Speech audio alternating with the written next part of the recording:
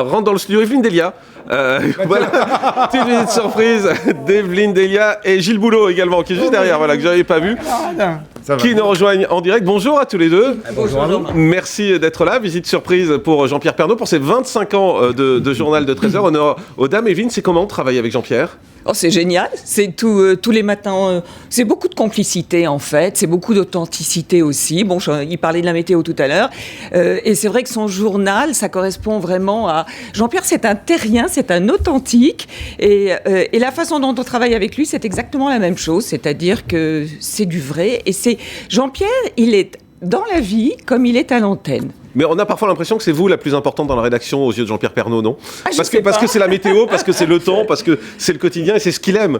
Oui, tout à fait. Ben, c'est ça, parce que qu'est-ce qui gère la vie des gens finalement ? C'est la météo. Qu'est-ce qui fait que tout à coup la France est bloquée ? C'est une tempête de neige. Qu'est-ce qui fait que on peut planter ses choux ? C'est parce que c'est l'époque où la météo le propose. Et c'est la météo, c'est la vie.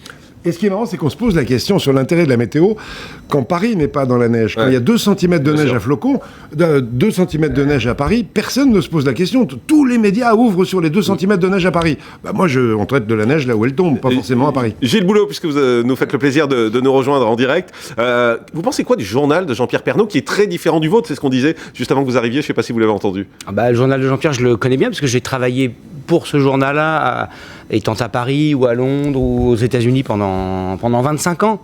Et donc, moi, j'adore ce journal. Je pense que c'est...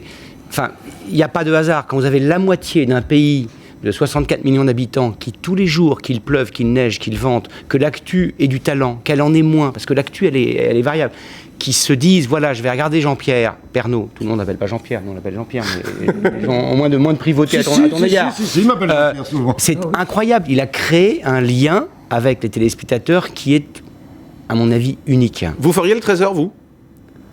Je sais pas trop comment je le ferais. Si t'es à Faune demain, je te remplace une journée sans problème. Oui. Mais non, mais je le ferais. Je sais pas, c'est tellement son journal. C'est un journal qu'il a tellement forgé.